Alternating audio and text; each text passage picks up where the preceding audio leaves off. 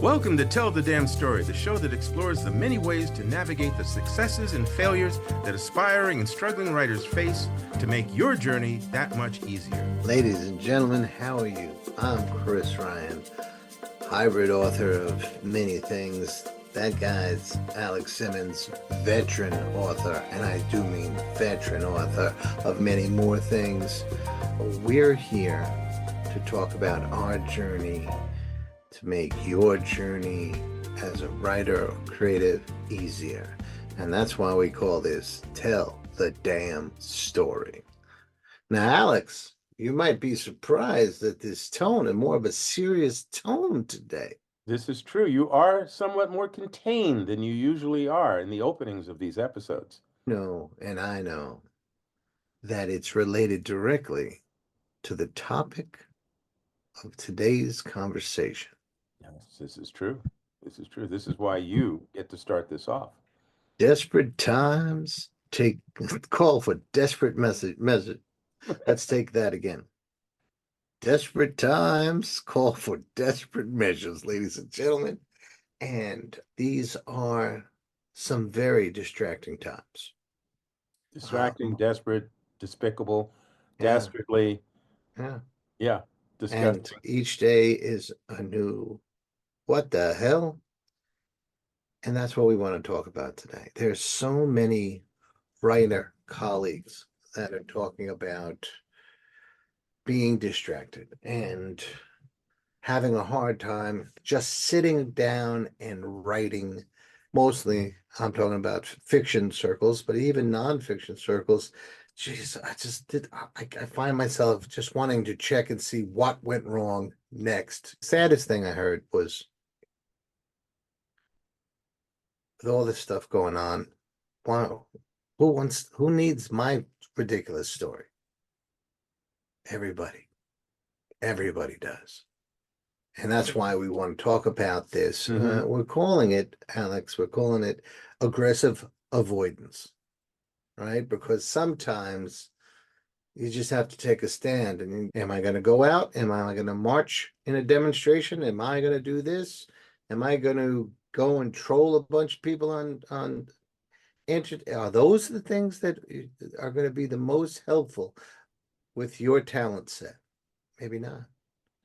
But if you find yourself saying, no, my storytelling ability, that's how I can best contribute to this world.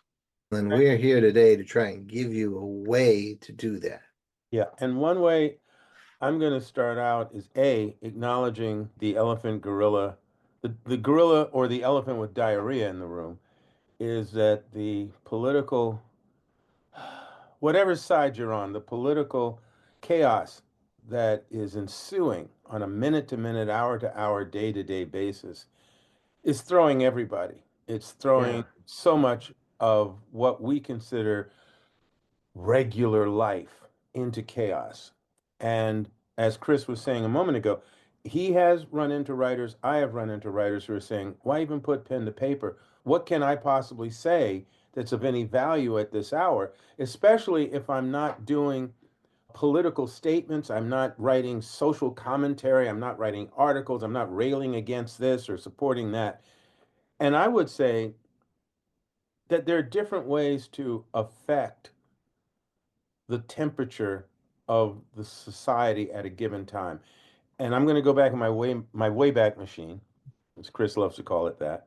I'm going to go into my wayback machine, and I'm going to go to Frank Capra. Frank Capra, who was a great filmmaker back in the 40s, and he did one of my favorite Jimmy Stewart movies, is Mr. Deeds Goes to Washington. Sure. And the premise of this film, for those of you who are far too young to have ever come across this film and are not into films and blah, blah, blah, blah, blah, is a very average, ordinary, regular guy winds up going to Washington, to the Capitol, to the Senate, to lobby for a piece of land in his home state that he wants to develop a boys' camp on, so that boys of literally different races and religions and things can just come together and be kids and learn and have a good time and grow in America, the American way. And he's being stopped by a cadre or a tribunal or a boys' club of multimillionaire movers and shakers who control the newspapers and control land, I'm sorry, real estate and other, and they want the land for something that they're going to make more money with. And they are beating this simple man down in every way possible. And he does this magnificent speech trying to filibuster the Senate so he can get this thing through. Now, once again, we're talking about a movie in the 1940s. We're talking about someone, meaning in this case the writers, the director, who's trying to tell a story about somebody who's fighting for what democracy and what America meant to them at that time, at a time when Nazism and so forth and so on was very much a clear visual enemy of the people. And I think that, again, however you want to tell your stories, however you want to, if it's fiction or factual, don't judge how you approach this yet, but look at it as, okay, do I want to tell a story that's going to somehow rail against? Do I want to tell a story that's going to maybe demonstrate the way I would like the world that I live in to be? Or do I want to tell a story that's going to take your mind off of all this for a minute or two or three or five so that you can breathe and then maybe come back a little bit more relaxed or rested to face the day? So I just wanted to bring that up, that there are different ways of, as a creative, of approaching this kind of situation. And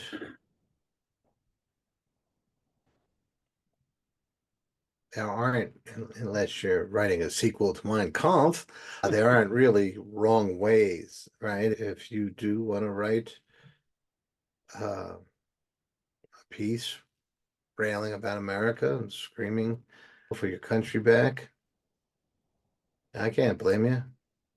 I did it with a simple rebellion twice. And if what you're called to do is not political, it's a story about human beings that need to come out, that Genius High, for example, right? If we're Hmm. going to say Well, it's one of there's your stories, Chris, right? that's one of my novels. Yeah, it's a high school thriller, right? Everybody gets much more intelligent, except for a small group of friends who have to try and figure out what's happening because students are going, so not all of them can handle it well, and they're going off like fireworks. And there's some weird group come in, no authority, making decisions and dragging people away and firing people. And when did you write this? Oh man, I wrote that in before 2010. No, There you go. between 2010 and 2015. There you So go. it was There you go. before any of this stuff. And yet, the point that I think that Alex is making, and then I may have subtly been making, is that everything is political. If you're writing Lord of the Rings, the Ents were political. The kings, the lost king, the shield sword that was broken, all that, the ring of power, it's all there. The outsiders, which is just a bunch of teenagers. It's really about the haves and haves nots. And more these days in America, people are starting to realize that the fight isn't between white and black, and the fight isn't between red and blue. The fight is about green. Mm. And they have it, and we don't. And they want to keep it that way. But going back So to, I'm sorry, I was just going to say, you going got back to to, figure out how to get there you go. out of your system and Right. and we're trying to get there, but we're Right. talking about Well, how to again, get going through back to this. your rest of avoidance, there are things that I've written that in my head had nothing to do with fighting the power per se. It had to do with right and wrong or good and bad or something good happening in somebody's life, not necessarily going against evil, but just trying to make a difference. And one of the things that comes to mind is my Scooby-Doo stuff. Scooby-Doo. I guess you could say there's some element of political whatever in Scooby-Doo. But more to me, Scooby-Doo was about doing good for others or helping where you can or good friends getting together to take on some sort of a task or backing each other up or supporting each other. And sometimes those stories, either comedic or otherwise, are salve for the wounds of everyday living because part of that is us remembering that whatever political party you're in, whatever state you're in, whatever culture or race or whatever, we're all human beings. We are all made, cut from the Well, same friggin' cloth. The genetics prove it.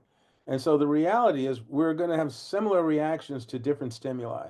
And sometimes we just need to laugh. Sometimes we just need to feel good. Sometimes we need to be reminded to do unto others, so forth and so on. And in terms of aggressively, for me, aggressively avoiding is not trying to remain ignorant of what's going on. It's determining how I want to respond to it at a given time and not letting it dominate my psyche 24/7. So that creatively, if I wanted to write something that's silly and for kids and or to make adults laugh and forget for a little bit of time, then hey, that's what I'm going to do. And I need to be able to do that by remembering certain things in my life, certain influences, stimulations, inspirations that take me to that better place or take me to that humorous place or remind me of, shall we say, saner times or more benevolent times or more wacky times so that I can pull from that and use that to help me fuel through the particular project that I'm working on. and I would say that and in these times, as in all times, but especially these times, you as a creator with goals to get these stories done, those stories out, or whatever, or finish this painting, get it ready for the art show, whatever. You have to ask yourself on a daily basis, am I moving towards that goal? If you're not, why? Well, did Mm. you see what he? Okay, yes. Logically, you're correct. Did you see what he? Yes. Logically, you are correct. But if what he is I was taking hoping you'd over do that your again. life Yeah. to the point of physical change or not meeting your creative goals or not getting your life lived, then you got to put it to the side. Here's a good way of doing that. You take this and you put off, or you put it if you can't say, how about if there's an emergency? All right, put the sound on, put the volume all the way up, take notifications of whatever sends you the salacious news of the day, take those off. Just family notifications or whatever. And you take this and you walk it into the other room and you leave it on the dresser in the other room.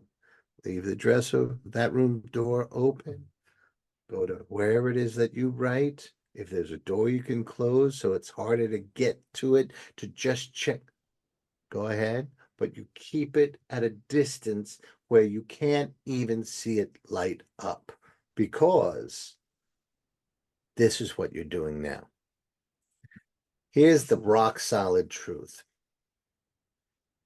Until the very end, all the chaos going on will still be going on when you finish your pages for the day. They're not going to sneak anything by you, and no one's going to hide the news that's not already being hidden. This is like conspiracy theory subtext everywhere, but it, don't worry, you'll be able to catch up. There's a ton of stuff, the news stuff on YouTube that just repeats what was on the air while you were typing. Yes, if you're like, but I have to see Nicole or I have to see the five or whatever station you watch. You probably have a TV with a DVR, right? If it's that important, put it on record. So when you finish the things that make you feel worth living, then you can go and watch whatever the chaos of the day is. Can I add to that? Yeah. It's just that you're not going to feel whole if you don't continue your art. And now, ladies and gentlemen, Yes. here's Alex. Here's a word from. So here's the other thing too, that what Chris is pointing out is something that you have control over. Some of the things that, oh my God, which he does so much better than I. Some of the things What that the heck? are done along those lines, you have no control over. You can't stop it at this moment. You can shut it off and not hear it, but you cannot physically affect that at that moment. But you can affect what you do with your time. You can give yourself the time to work on your art, on your creativity at that time. That's what you can affect. Taking control of that aspect of your life, as he's saying, put your device somewhere where it's not easy for it to distract you. Put your focus in the world that you are creating or that you Mhm. are somehow immersed in and using to stimulate your creativity. Give yourself that time. A, you deserve it. B, we as people need it.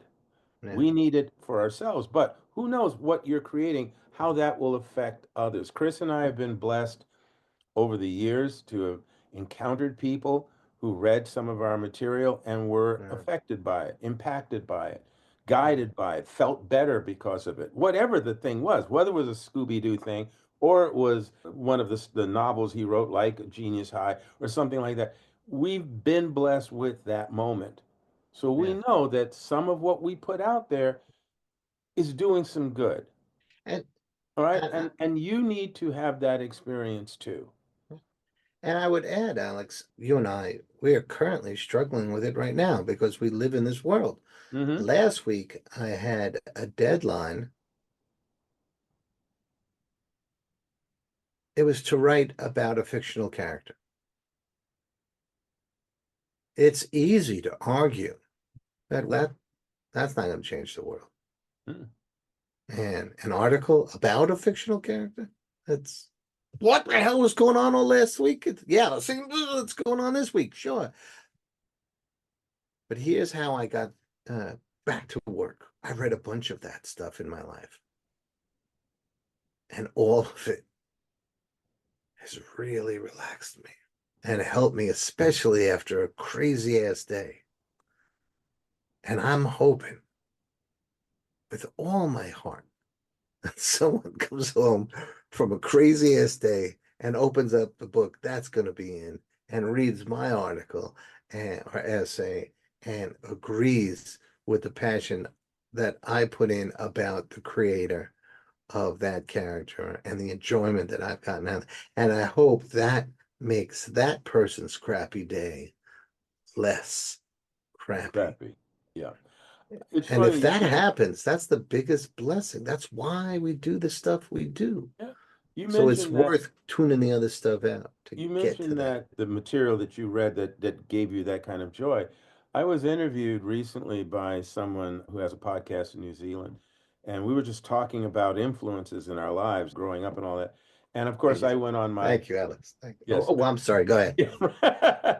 So he was talking about me in New And, Zealand. Oh, and I hey, went on my oh, Lone oh, Ranger, hey, hey, oh. my ride of the Lone Ranger, and I mentioned Lone Ranger in Tonto and how that and there's a geeky, silly, nonsensical aspect to that as grown black man talking about how the watching a TV show when he was a kid and watching the Lone Ranger, a white dude, and Tonto in India. And in reality, this was really happening to Indians and whites in that time. This was really happening in yeah. I'm not talking about that reality. I'm talking about what those characters meant to me at that time. I'm talking about what their stories meant to me at that time. I'm talking about the lessons that they were talking about and showing me and demonstrating at that time. General Mills, Cheerios makers, didn't give a damn whether or not a little black kid in New York was watching this show. They were thinking of bigger numbers and greener pastures in terms of people buying their product, which is why they were sponsoring the show. But for the Lone Ranger and Tonto, what those two characters represented to me was two guys from different races and different cultures who were like brothers, who had each other's backs. So that was one. Two, they helped people because those people needed help, not because they were going to get paid, not because they were going to look good, they were going to get awards and all that. No, not only did they not get the awards, they didn't wait around for even the thank yous Yeah. because they were there to help, to do right, and then to get going to the next situation because there were more people out there who needed their aid. Yeah. And to me, my mom, who was raising me, was telling me, and my grandmother, who was raising me, were telling me, you don't do things for people because you're going to get something back. You do it because it's the right thing to do. So the message from the TV show and the message from my family blended beautifully. And Well, that was part of what helped me make it through my days. yeah. Yeah. Well, Ultimately, and Alex, don't need to for have super characters, super societal statements, and factual scenarios coming at you 24/7. Sometimes you can be inspired by fictional interpretations or uh, representations that make you feel better or that teach you something that helps you get through the day. I'm sorry, you were going to say something there. I'm going to agree and extend, hopefully. Far be it to not be learning at your feet, Alex. I've just Doesn't matter. inspired me. Comic books, bestsellers, prose, poems, about any other human being. The stories that have stuck around, right? Because there's a billion stories that have been lost to the dust of time or whatever. The ones that have stuck around, whether they're heroes, anti-heroes, people who wanted to be villains, but had to turn around and do this thing because their heart wouldn't let them do it otherwise in any other way. We grew up surrounded by people like that, right? We weren't physically around oil barons or super successful stockbrokers. That's not our world, right? Our world was civil service and federal workers and veterans. Veterans never came around. You never saw veterans go, hey, I'm a veteran. How you doing? How about a free bologna sandwich? Never saw any of that. Most of them. They quietly want to live on, move on with their life. They didn't want to have a conversation about over there. All right, on a Veterans Day parade, they would agree to support their brothers and sisters and walk with them one more time, sure. But they didn't want to get singled out. Same thing like civil service workers or federal workers, your mailman, that you never see him walking around with an entourage. They're just regular people and they're trying to get through our day. And if you're writing a hero or you're writing a myth or you're writing about maybe an anti-hero or whatever, or it doesn't matter their gender, it doesn't matter their race, it doesn't matter whether they want to be heroic or not. Think of Wolverine. He never wants to be heroic, always is, because in essence, they're good people. That's who we write about, that's who we write for. Dennis DeHaan just did. What's the name of that damn book? It's up there somewhere. Uh, his latest one is about just a horror of a Boston mom. Yes, you've talked about this. It'll come to me in a couple of years, but she's terrible. Drinking problems, this, that, says horrible stuff. But the people that she has to go up against to protect her daughter are way worse. And she steps up because stepping up needed to be done. And I loved her so much. I've read that book twice already. It's, yeah, it's about us, the flawed, ridiculous, wrong-headed people forced to do the right thing. Mm. Mm. Because they were going to get swallowed and destroyed otherwise. And I think, And if that doesn't ring true to you today, God bless you. yeah, I think really some of what we're talking about here now, and again, this aggressive avoidance is a lot of what the media is being saturated with right now is negative images. It's people being vicious, terrible, despicable to other people. Again, whatever boat you float on, mondo negative imagery. And that impacts on us. And it can impact on a number of us to the point of where we go, why bother? And as creatives, you don't want to get there. Or if you're there, you don't want to stay there. And as regular people, you don't want to get there. And of course, if you are, you need something to help you get out of there. And that's part of our job. Part of our job is to help us and others get out of there, to find some hope, to find ways of moving forward. Bad things can continue to happen until you try to do something about them. And if you don't have any belief that you can affect life and better life, then yeah, they've won. And that's not a life I want to live. It's not a life I wanted my kids to live. It's not a life I wanted the people I care about to live. And to some extent, with pen and paper and keyboards, I attempt to influence that. And this is the last thing I have to say on this particular topic today. And it's this, to agree and expand again. If the world didn't need new stories and more stories and variations of the stories that you might have read before, then everybody would treat each other pretty well. But clearly, humanity hasn't learned that it's better to treat each other as human beings than as a competition or as a dollar you Stepping can rip stones. off them, a vote you could con out of them. We got to do a better job as being humans. And how do we learn how to do that? By reading about other people living their lives, or Mm, watching it in a film, or hearing it in a song. That's why you out there, you thinking this, why? Who wants, who who am I to write a story? Who's gonna take the time to read my story? There's a ton of people hmm that are desperate for your story. And there's a ton more who really need to stumble across your story. Absolutely. So, So go with ahead. that in mind, Yes, sir. with that in mind, we go to our subtopic. Okay, let's say we're aggressively avoiding the negativity to the point of where we can be creative, but it's hard, but we're going to do it. What is enough on a good every 72 pages or the world dies. day? 72 pages per day, or Yeah. else it's your fault. Damn Okay, that's one it. approach. I'm But just goofing, right? but if you're not going to do that, But an arbitrary number is never going to work for everybody, right? It has to be you testing yourself, right? And seeing where you are and how much further you can go, right?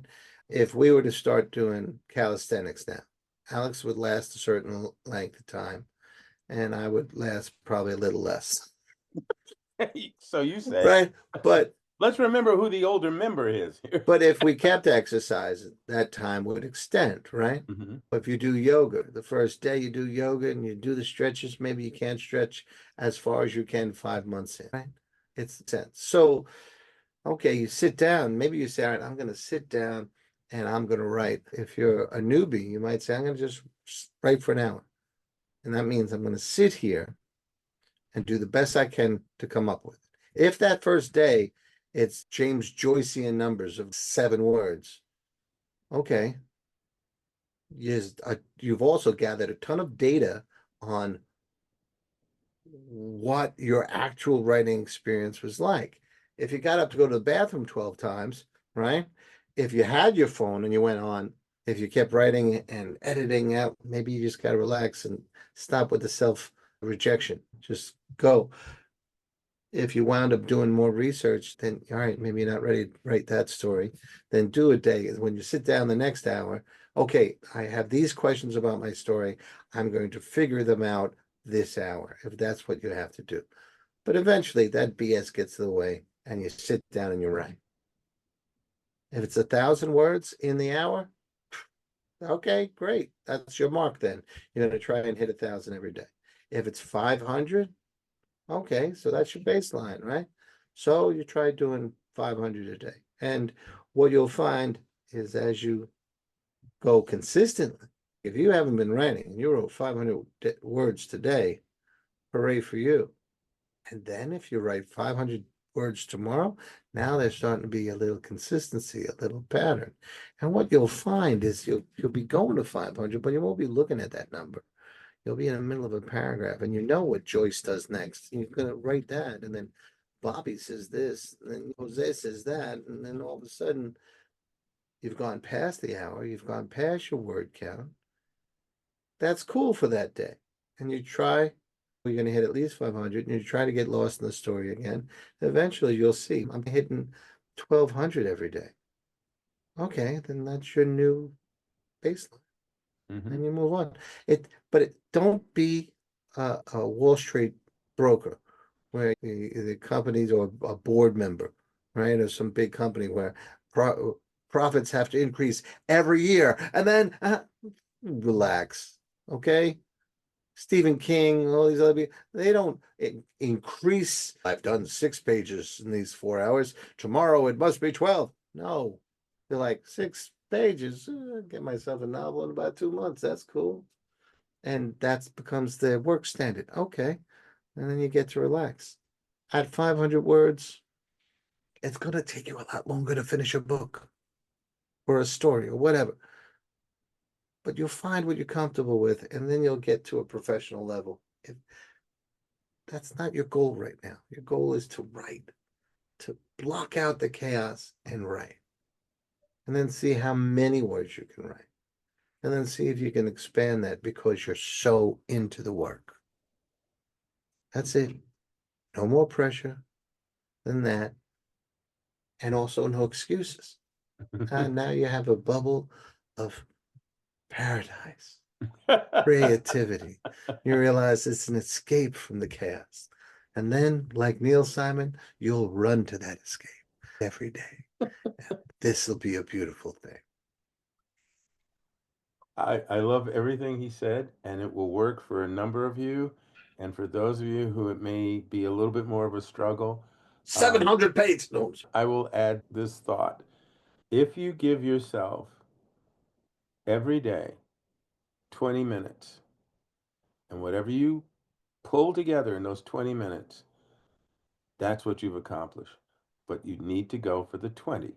That's it. It's just a time. great way to If start. it's 7 words in 20 minutes, or it's 100 words in 20 minutes, it's 20 minutes. Huh? Because And each it's day that you do the 20 secret. and you do the words, whatever that number is, you're that much more ahead. And it's about consistency and constantly moving forward. And I'll add one more thing, which has come to be known as the Jerry Seinfeld formula, which is don't miss 2 days in a row. Right. Right? If one day you don't do the 20, don't do another day of not doing the 20. Jump back onto the 20. Now, I'm not going to say, though the next day you have to do 40. No, back on the 20 and try and build that habit. James Clear, you're trying to develop a habit. The habit is going to help you be a writer. You are a writer, right? It is not that you are trying to write, it is you are becoming a writer, and a Yes. writer writes. Yes. Yeah. Yeah. Listen to And the crowd Alex. went wild. All right, ladies and gentlemen, we know it's crazy out there. We here at Tell the Damn Story are trying to make it a little more sane for you. That's right. And you deserve to write. That sounds like maybe it's punishment, but it's really not. And the world deserves to get a chance to look at your words, your stories. Whatever that art is, we need it out here. Right. And you need it. You need to allow yourself the privilege of being able to be who you are, to be creative. Whether you do it for yourself or you do it for others, you need to allow yourself that time, that space, that experience. Please take it with both hands. Ladies and gentlemen, thank you for your time today. Yes, it was meaningful. We look forward to your comments below here or on we're at Facebook, Instagram, Oh, we're all over the planet. Yeah. Yes. And don't forget. Mom.com, we're everywhere. Yeah. Don't forget to what, Chris? We want you to like and subscribe. See? Us in particular. Yeah. It really helps us continue. Yes. And, you know, be generous to our patrons. Oh, wait, we don't have any. Oh, behave. Listen, if you want to be a patron, you can do that. You can buy us a coffee. That's fine. Do that if you want to be a patron. Buy us a coffee. Anyway, Chris, Thanks. as always, a pleasure. Thank you so much. Yay, we did it. One more time. Please. All right. Yes. Con Edison to the people, right? Here you go. Bye-bye, Chris. Bye-bye, everybody.